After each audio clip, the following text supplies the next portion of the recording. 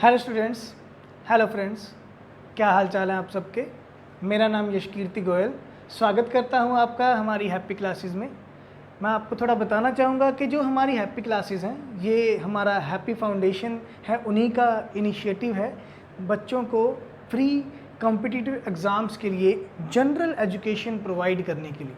जैसे कि हम सभी जानते हैं 10th के बाद और 12th के बाद जो आज का हमारा इंडिया का यूथ है वो बहुत सारे गवर्नमेंट कॉम्पिटिटिव एग्ज़ाम्स के लिए प्रिपरेशन करना चाहता है, पर बहुत सी ऐसी एकेडमीज़ हैं या हम कहेंगे बहुत से ऐसे शिक्षा संस्थान हैं जो काफ़ी चार्जेस वगैरह लेते हैं, जिसके कारण बहुत सारे काबिल बच्चे नहीं पहुंच पाते हैं उस मुकाम पे जिस पे वो पहुंचना चाहते हैं। तो हैप्पी फाउंडेशन की तरफ से ये एक हमारा इनिशिएटिव रहेगा कि जिसमें हम आपको हैप्पी क्लासेस में free government education, free government exam से रिलेटेड वो एजुकेशन प्रोवाइड करेंगे, जिससे कि आपका जो जनरल कॉम्पिटिटिव एग्ज़ाम्स हैं जिसमें हमारे 4 मेन कंपोनेंट्स रहते हैं, mathematics, reasoning, English and GK, वो सभी आपके कवर हो पाएंगे।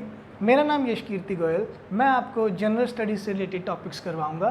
तो चलिए शुरू करते हैं आज की क्लास। मैं आपको थोड़ा एक ओवरव्यू दे देता हूं कि जो हमारा जनरल स्टडीज़ का सिलेबस रहेगा,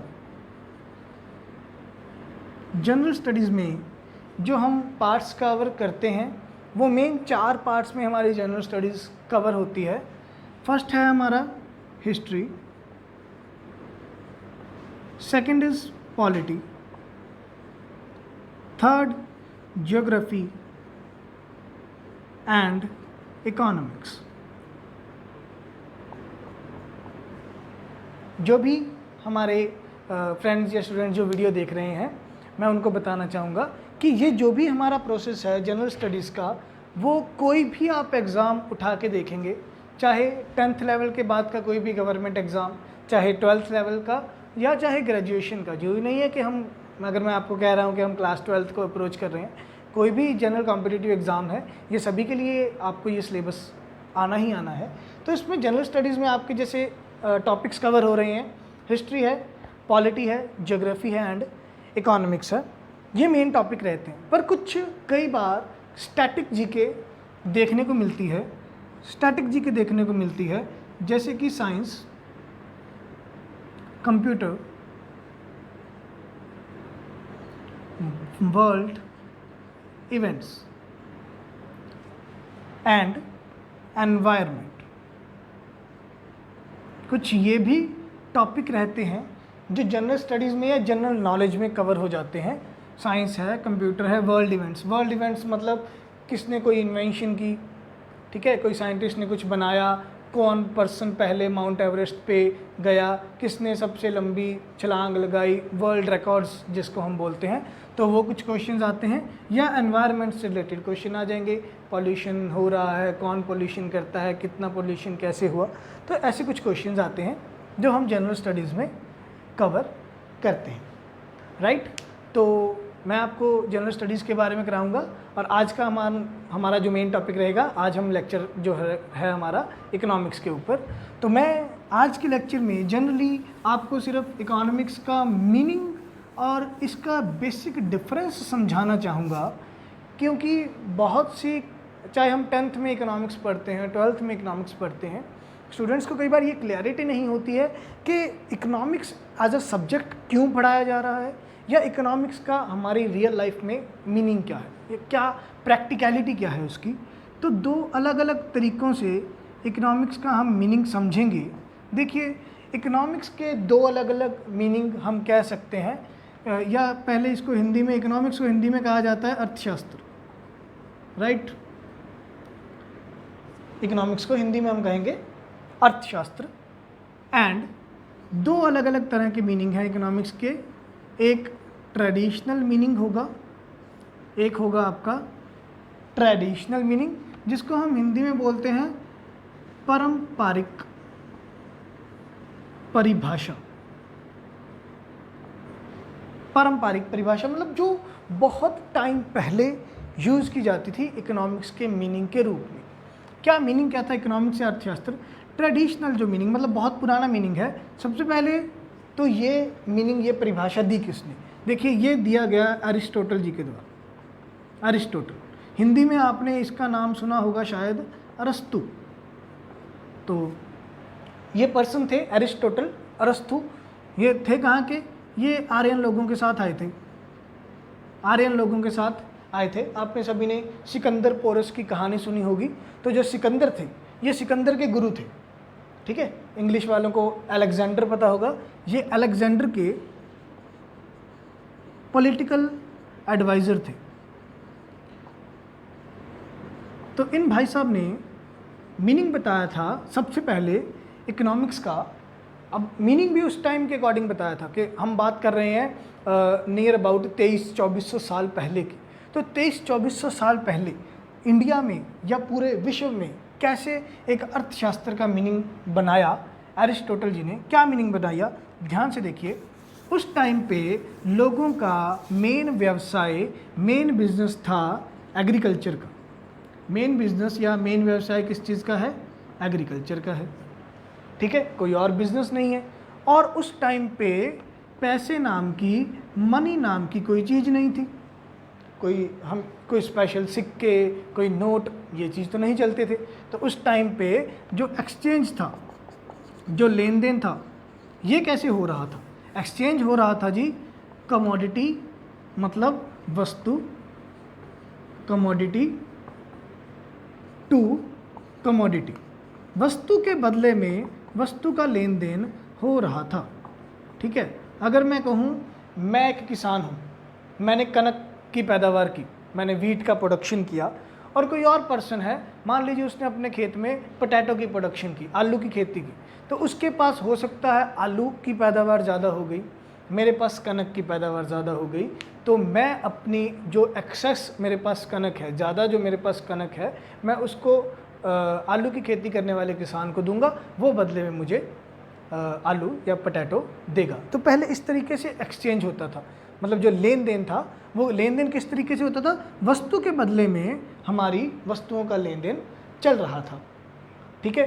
तो उन्होंने, अब एरिस्टोटल जी ने क्या मीनिंग क्या निकाला? कहते इकोनॉमिक्स का क्या मीनिंग है? इकोनॉमिक्स का मीनिंग कहते जो इकोनॉमिक्स शब्द है, इकोनॉमिक्स शब्द है, ये ग्रीक भाषा के, ग्रीस भाषा के दो शब्दों ओएका और नोमिया, ओएका और नोमिया, इन दो शब्दों के मेल से बना इकोनॉमिक्स। ओएका का क्या मतलब था? ओएका का मतलब था हाउस होल्ड, या हम हिंदी में इसको बोलेंगे घरेलू, हिंदी में हम इसको बोलेंगे घरेलू। नोमिया का मतलब था मैनेजमेंट, मैनेजमेंट, हिंदी में हम इसको बोलेंगे प्रबंधन, हिंदी में हम इसको बोलेंगे प्रबंधन, राइट। तो देखिए क्या मीनिंग बताया अरिस्टोटल जी ने उस टाइम पे। अरिस्टोटल जी कहते कि आप अपने घर का प्रबंधन अच्छे ढंग से कर लो, मतलब आप इकोनॉमिक्स आपकी सही हो जाएगी। अब घर का प्रबंधन कैसे करना है? मेरे घर में क्या चीज़ ज़्यादा है, दूसरे के घर में क्या चीज़ ज़्यादा है, उन दोनों का हम वस्तुओं का लेन देन करेंगे तो उसके घर का भी प्रबंधन अच्छा हो जाएगा, मेरे घर का भी प्रबंधन अच्छा हो जाएगा। तो ये मीनिंग बताया उन्होंने कि इकोनॉमिक्स क्या है। इकोनॉमिक्स कुछ नहीं है, आप अपने घर का प्रबंधन अच्छे से कर लो, इसका मतलब आपका अर्थशास्त्र, आपकी इकोनॉमिक्स सही है, ठीक है। ये मीनिंग दिया गया सबसे पहले इकोनॉमिक्स का, इसके द्वारा एरिस्टोटल, अरस्तु के द्वारा। ये मीनिंग चलता गया चलता गया चलता गया, पर बाद में जब भारत में या वर्ल्ड में पैसे के नाम की चीज़ आ गई, मनी के नाम की सिक्के आ गए, नोट आ गए, ठीक है, या गोल्ड को एज ए मनी ट्रीट किया जाने लगा, तो ऐसे जब बहुत से चेंजेस आए हमारे विश्व में या व्यापार में, बहुत सारे चेंजेस आए, पैसे के नाम की चीज़ आ गई, तो उस टाइम पे हमें मीनिंग बदलने की ज़रूरत पड़ी, हमें अपने इकोनॉमिक्स का, अर्थशास्त्र का मीनिंग बदलने की ज़रूरत पड़ी। अब देखिए मीनिंग क्या बदला गया। अब मीनिंग बदला गया तो इसका मतलब ये मीनिंग नया मीनिंग हो गया, एक नए तरीके का मीनिंग दिया गया। वो दिया किसने या क्या मीनिंग दिया गया, ये हम इसको बी पार्ट मानेंगे कि इकोनॉमिक्स का क्या मीनिंग दिया। अब मॉडर्न मीनिंग दिया, इकोनॉमिक्स का मॉडर्न मीनिंग दिया, ठीक है, या हम हिंदी में इसको बोलेंगे नवीन परिभाषा, कि हिंदी में नवीन परिभाषा, एक नए तरीके का मीनिंग बताया गया हमारी इकोनॉमिक्स का। ये दिया किसने? ये दिया गया एडम स्मिथ जी के द्वारा, एडम स्मिथ। एडम स्मिथ जी के द्वारा ये मीनिंग दिया गया अर्थशास्त्र का, इकोनॉमिक्स का 1776 में, 1776। इन्होंने अपनी एक पुस्तक लिखी थी, एक बुक लिखी थी। उस बुक का नाम था वेल्थ ऑफ नेशन। क्या बुक का नाम था? Wealth of nation. तो इस बुक में उन्होंने क्या परिभाषा दी, मॉडर्न मीनिंग क्या दिया? वो कहते इकोनॉमिक्स कुछ नहीं है। इकोनॉमिक्स क्या है? कुछ सिद्धांतों का, कुछ थ्योरीज का, कुछ प्रिंसिपल्स का इस्तेमाल करना है। किस चीज़ के लिए इस्तेमाल करना है? देश की वेल्थ को। वेल्थ क्या होता है? संपत्ति।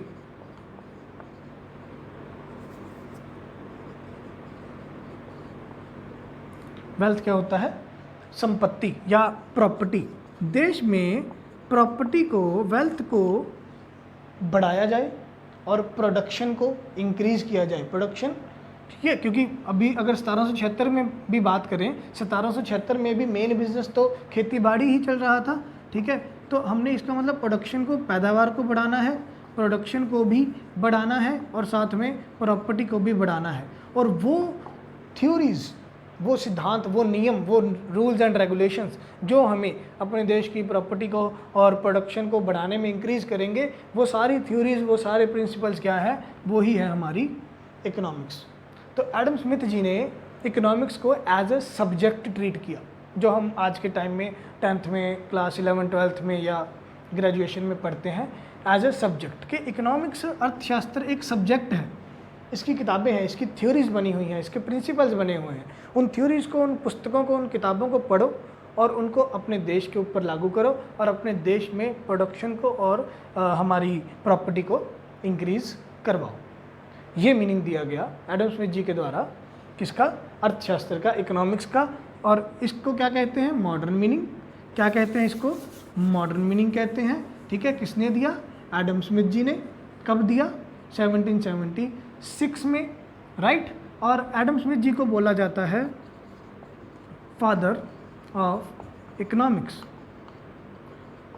फादर ऑफ इकोनॉमिक्स के नाम से जानते हैं हम एडम स्मिथ जी को, ठीक है। आपके माइंड में शायद डाउट आ रहा होगा कि जी अरिस्टोटल जी को क्यों नहीं बोला जाता फादर ऑफ इकोनॉमिक्स? क्योंकि अरिस्टोटल जी ने एक इकोनॉमिक्स को एज अ सब्जेक्ट नहीं डेवलप किया। उन्होंने कहा कि बस अपने घर का प्रबंधन सही करो, इकोनॉमिक्स हो जाएगी, ठीक है।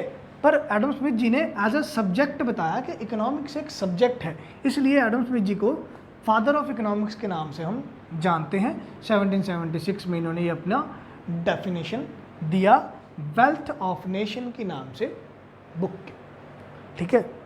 तो अभी मैं आशा करता हूँ कि आपको एक क्लैरिटी मिल गई होगी कि इकोनॉमिक्स क्या मीनिंग क्या है, ठीक है। अर्थशास्त्र का मीनिंग क्या है, क्या पहले क्या मीनिंग था, अभी क्या मीनिंग चल रहा है, या इकोनॉमिक्स एज अ सब्जेक्ट किसने डेवलप करवाया, राइट।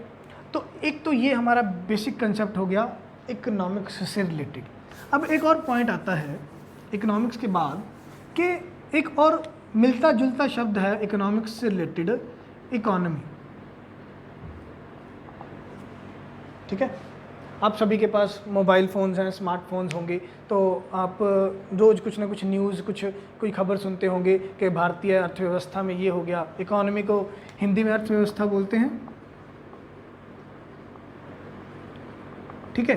तो आप न्यूज़ सुनते होंगे, खबर सुनते होंगे, या अपने बड़े बुजुर्गों से सुनते होंगे कि भारतीय अर्थव्यवस्था में ये हो रहा है, ये चल रहा है, इंडिया की इकोनॉमी में ऐसे हो गया, वैसे हो गया। या हाल ही में जैसे न्यूज़ आ रही है कि हमारे वित्त मंत्री जी ने, निर्मला सीतारमन जी ने 20,000 करोड़ का पैकेज निकाला है इकोनॉमी के लिए। तो इकोनॉमी शब्द का मीनिंग क्या है, इकोनॉमी क्या है, ठीक है। क्वेश्चन दिमाग में ये सबसे पहले ये आता है कि ठीक है जी, इकोनॉमी का पता लग गया कि इकोनॉमी मतलब कुछ पैसे से रिलेटेड बात हो रही है, ठीक है। पर जो इकोनॉमी है या अर्थव्यवस्था है, इसका मीनिंग क्या है, ये कहती क्या है, ठीक है, इसको समझा कैसे जाए। तो इकोनॉमी का मीनिंग समझिए। इकोनॉमी का मीनिंग है, इकोनॉमी कहती है, इसके मीनिंग को हम कुछ पार्ट्स में डिवाइड करके पढ़ते हैं। इकोनॉमी का क्या मीनिंग है? कैपेसिटी, सबसे पहले कैपेसिटी ऑफ एनी एरिया और territory, capacity of any area और territory to produce goods and services. ठीक है, तो हमने इसको 3 पार्ट्स में बांट लिया। ये पूरा डेफिनेशन है इकोनॉमी का, कैपेसिटी ऑफ एनी एरिया और territory to produce goods and services, ये पहला पार्ट, ये सेकंड पार्ट और ये थर्ड पार्ट। ठीक है, जो हिंदी वाले मेरे भाई बहन हैं उनके लिए मैं कहना चाहूँगा कि किसी क्षेत्र या क्षेत्रफल की क्या क्षमता है, वहाँ पे कितने वस्तुएं और सेवाओं का उत्पादन हो सकता है। ठीक है, हिंदी वाले ध्यान से समझें, किसी क्षेत्र या क्षेत्रफल की क्या क्षमता है, वहाँ कितनी वस्तुओं और सेवाओं का उत्पादन हो सकता है। क्लियर? अब इसको हम एक एक करके समझेंगे। ये डेफिनेशन कहना क्या चाहती है। सबसे पहले हमको देखनी है कैपेसिटी।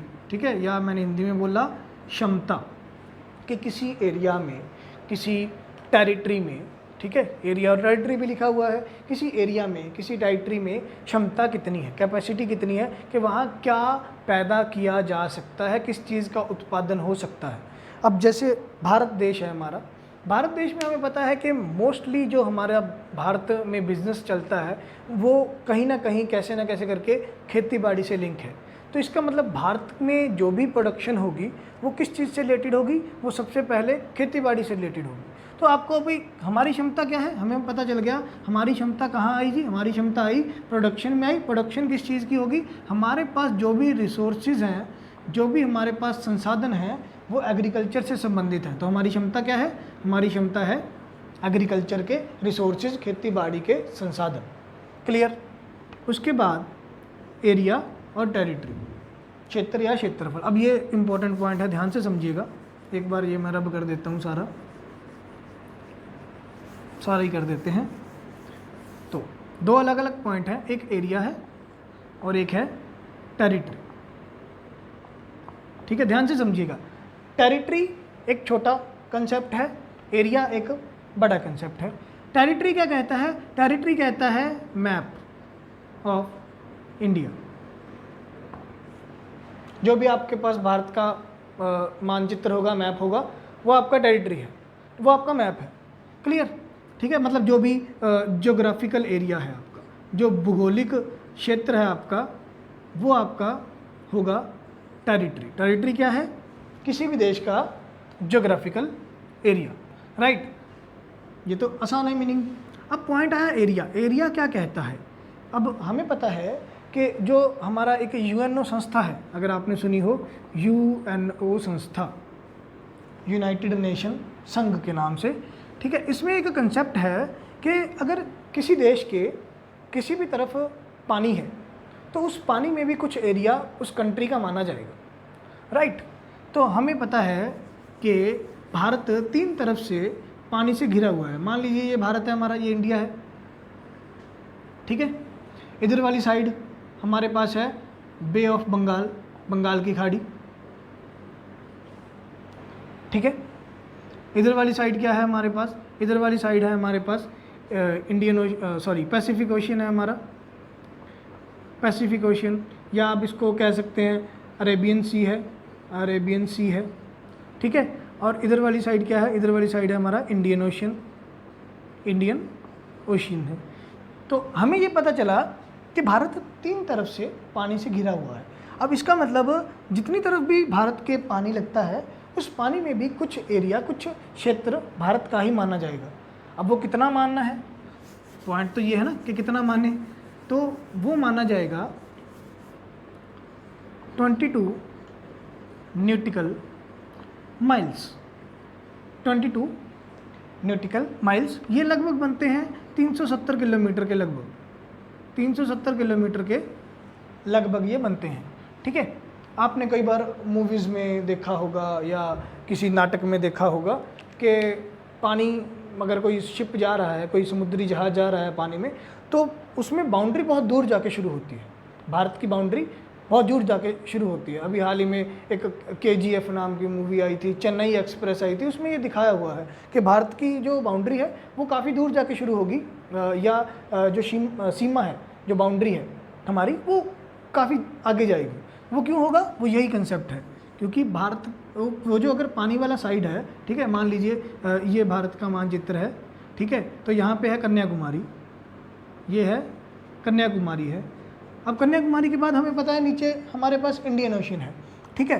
तो यहाँ 370 किलोमीटर का एरिया, 370 किलोमीटर का एरिया भारत का ही एरिया माना जाएगा। इसीलिए मतलब यहाँ से 370 किलोमीटर बाद हमारे इंडिया की बाउंड्री ख़त्म होगी, इतना ये इंडिया ही माना जाएगा। तो इसीलिए एरिया में क्या आएगा, एरिया में हमारा जो तो ज्योग्राफिकल एरिया है, भूगोलिक एरिया है हमारा, वो भी आएगा। और ये जो पानी वाला एरिया है, इसको, ये जो पानी वाला एरिया रहता है इसको बोलते हैं पॉलिटिकल वाटर फ्रंटियर, इसको बोलते हैं पॉलिटिकल वाटर फ्रंटियर। मतलब पानी में भी कुछ पॉलिटिकल एरिया हमारा है। तो एरिया एक बड़ा कंसेप्ट है, टेरिटरी में सिर्फ आता है ज्योग्राफी, एरिया में ये ज्योग्राफी भी आएगा और पॉलिटिकल वाटर फ्रंटियर भी आएगा। क्लियर है? तो ये सेकंड पॉइंट हो गया हमारी डेफिनेशन का। पहला पॉइंट किया हमने कैपेसिटी, जिसमें हमने देखा कि हमारे मेन संसाधन कौन से हैं, वो खेतीबाड़ी से रिलेटेड है। और दूसरा है हमारा एरिया या टेरिटरी। और तीसरा पॉइंट है कि वहाँ पे कितनी प्रोडक्शन हो रही है वस्तुओं और सेवाओं की। तो हमने क्या देखा कि किसी भी एरिया या टेरिटरी की क्या कैपेसिटी है, एरिया या टेरिटरी की क्या कैपेसिटी है कि वहाँ पे कितना गुड्स मतलब वस्तुएं और सर्विसेज सेवाएं का प्रोडक्शन हो सकता है। तो ये इकोनॉमी का मीनिंग है। अब क्वेश्चन ये उठता है कि इकोनॉमी का कैपेसिटी चेक कैसे होगा कि कितनी वस्तुओं और सेवाओं का प्रोडक्शन हो सकता है, ये चेक कैसे होगा, ठीक है। ये भी आप न्यूज़ में काफ़ी बार सुनते होंगे, एक जीडीपी नाम का शब्द सुनते होंगे, नेशनल इनकम सुनते होंगे, ठीक है, आपने सुने हुए हैं ये, ठीक है। जीडीपी, नेशनल इनकम को हिंदी में हम कहते हैं राष्ट्रीय आय। तो ये आपने शब्द शायद सुने होंगे। तो ये एक मेजरमेंट स्केल होते हैं, ठीक है। जो जीडीपी है, जीडीपी की फुल फॉर्म है gross domestic product, right. Hindi में इसको बोला जाता है कुल घरेलू उत्पाद, कुल घरेलू उत्पाद। तो ये फॉर्मूला है हमारा, बेसिकली ये फॉर्मूला है हमारा जिसमें हम कैपेसिटी को काउंट करते हैं। तो इससे हमें इकोनॉमी के बारे में पता चल जाएगा कि इकोनॉमी किस टाइप की इकोनॉमी चल रही है, ठीक है। अब शायद आपके दिमाग में ये क्वेश्चन भी आ गया होगा कि इससे कैसे पता चलेगा कि कितनी प्रोडक्शन हुई या कैसे प्रोडक्शन हुई और किस तरह की वो अर्थव्यवस्था है। इसका भी मैं आपको थोड़ा बता देता हूँ। वैसे आपको ये जीडीपी वगैरह पे अलग से लेक्चर मिलते रहेंगे, पर एक ओवरव्यू दे देता हूँ मैं आपको कि जो जीडीपी होती है, जीडीपी 3 तरह से मिलके बनती है, 3 चीज़ों से मिलके बनती है। एक तो होते हैं हमारे एग्रीकल्चर के प्रोडक्ट्स, खेती-बाड़ी की चीज़ें, ठीक है। एक होते हैं हमारी मैन्युफैक्चरिंग प्रोडक्ट्स, वो वस्तुएं जिनको मशीनों द्वारा बनाया गया है। और तीसरे नंबर पे आते हैं सर्विसेज, मतलब सेवाएं, जैसे कि बैंकिंग है, टेलीकॉम है, होटल इंडस्ट्री है, ये सारी हमारी होती हैं सेवाएं, ठीक है। या लॉ एंड ऑर्डर है, पुलिस है, डिफेंस है, ये सारी हमारी सेवाएं होती हैं। अब इन तीनों ने मिलके जीडीपी को बनाया है। अब जिसका कंट्रीब्यूशन 33% से ज़्यादा होगा, जिसका ये तीनों मिलके इनका शेयर कितना हो सकता है, 33%, ठीक है। तो जिसका कंट्रीब्यूशन 33% से ज़्यादा होगा उसको हम कहेंगे कि वो अर्थव्यवस्था उस तरीके की अर्थव्यवस्था है। जैसे मैं आपको इंडिया की एग्जांपल दूं, इंडिया की जीडीपी में सबसे ज़्यादा हिस्सा सेवाओं का है, सर्विसेज का है, ठीक है। तो वो है नियर अबाउट लगभग 64 to 65%। तो इंडिया क्या है, इंडिया का हमें पता चल गया, इंडिया हमारी एक सर्विस इकोनॉमी है। भारत क्या है, एक सेवा अर्थव्यवस्था है, क्योंकि उसमें सेवाओं का, सर्विसेज का योगदान सबसे ज़्यादा है, ठीक है। तो आशा करता हूँ मैं आपको कि आपको ये इकोनॉमिक्स और इकोनॉमी में एक डिफरेंस पता चला होगा, ओवरव्यू मिला होगा कि ये दोनों शब्द कहना क्या चाहते हैं, ठीक है। बाकी नेक्स्ट लेक्चर आपको मिलते रहेंगे, ठीक है। मैं आपको यही कहूँगा कि ज़्यादा से ज़्यादा अपने फ्रेंड्स को, अपने रिलेटिव्स को हमारी फाउंडेशन के बारे में बताइए, हमारी क्लासेस के बारे में बताइए, हमारी क्लासेस से जुड़ने के लिए कहिए उनको। कोई ऐसा नहीं है कि अगर आपको कल को कोई कहे जी हैप्पी क्लासेस वाले चार्जेस लेंगे, फ्री ऑफ कॉस्ट नहीं पढ़ा रहे हैं, उनके क्लासेस जो भी चल रही हैं वो इतनी मतलब की नहीं है या पढ़ाने का कंटेंट गलत है, ऐसी चीज़ें आपको कभी देखने को नहीं मिलेंगी। ठीक है, तो मैं आशा करता हूँ कि आप हमको भी प्रमोट करेंगे, आप अपने लेवल को भी प्रमोट करवाएंगे। तब तक के लिए आप हेल्दी रहिए, हैप्पी रहिए। कोविड-19 से जो ये हमें एक महामारी देखने को मिली है, इससे बच के रहिए। अपने आसपास के लोगों को थोड़ा जागरूक करिए कि बिना फालतू में घर से बाहर ना निकलें, घर के अंदर रहें, कुछ काम हो तभी बाहर जाएं, ऐसा। और थोड़ा वो जो सोशल डिस्टेंसिंग वाला कंसेप्ट है उसको अपनाएं। ठीक है, तब तक के लिए हैप्पी रहिए, हेल्दी रहिए, हैप्पी फाउंडेशन के साथ जुड़े रहें। Goodbye, take care.